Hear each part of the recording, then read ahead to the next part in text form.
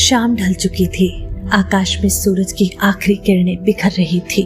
एक युवा व्याकुल हृदय लिए, आंखों में पीड़ा और दर्द लिए एक संत के पास जा पहुंचा। उसका चेहरा थका हुआ था, जैसे वर्षों से किसी अदृश्य बोझ को उठाए चल रहा हो। शिष्य ने कांपती आवाज में पूछा, गुरुदेव, मैं थक गया हूँ, बहुत जगह गया, बहुत कुछ किया, पर जिसे ढूंढ रहा हूँ वो अब भी कहीं नहीं मिला। क्या मैं उस तक कभी पहुंच पाऊंगा? संत ने उसे ध्यान से देखा, जैसे उसकी आत्मा की तहों तक पढ़ लिया गया हो।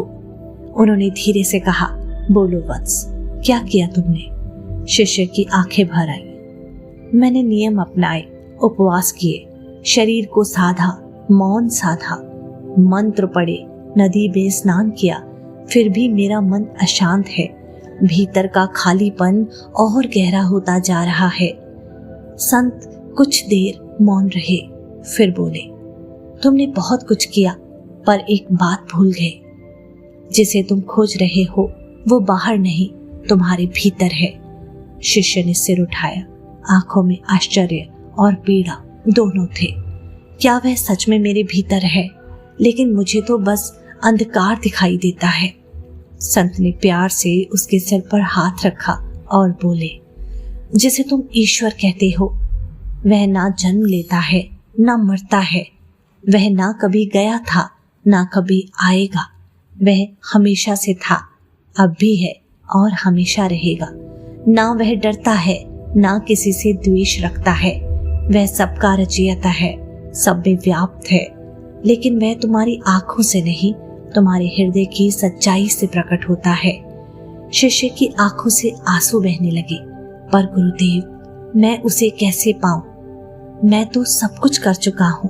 संत बोले। अब उनकी आवाज में गहराई थी, जैसे अमृत छलक रहा हो। वत्स, सोचते रहना, बार बार रीतियां दोहराना, खुद को मौन में बांध लेना, इससे तुम उस तक नहीं पहुंच सकते।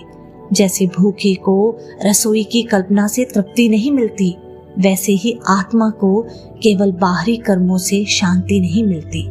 शिष्य अब सिसकने लगा, जैसे वर्षों की थकान अब आंसू बनकर बह रही हो।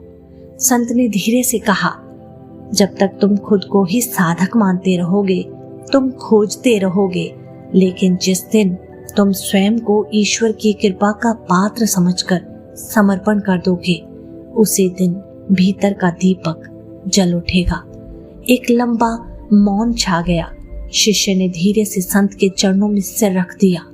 उस क्षण ना कोई प्रश्न था, ना कोई उत्तर, बस एक मौन स्वीकार, एक गहरी शांति, जैसे भीतर कोई नया दरवाजा खुल गया हो।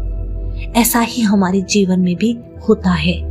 हम हर वक्त भागते दौड़ते रहते हैं, कभी भी कुछ पल के लिए भी नहीं रुकते। कभी कभी हम ईश्वर को बहुत दूर खोजते हैं, पर वह हमारे बहुत पास, हमारी सांसों के बीच, हमारी चुप्पी के पीछे छुपा होता है। उसे पाने के लिए सबसे पहले अपने खोज को समर्पण में बदलना होता है। वही हमारा पहला और अंतिम कदम होता है।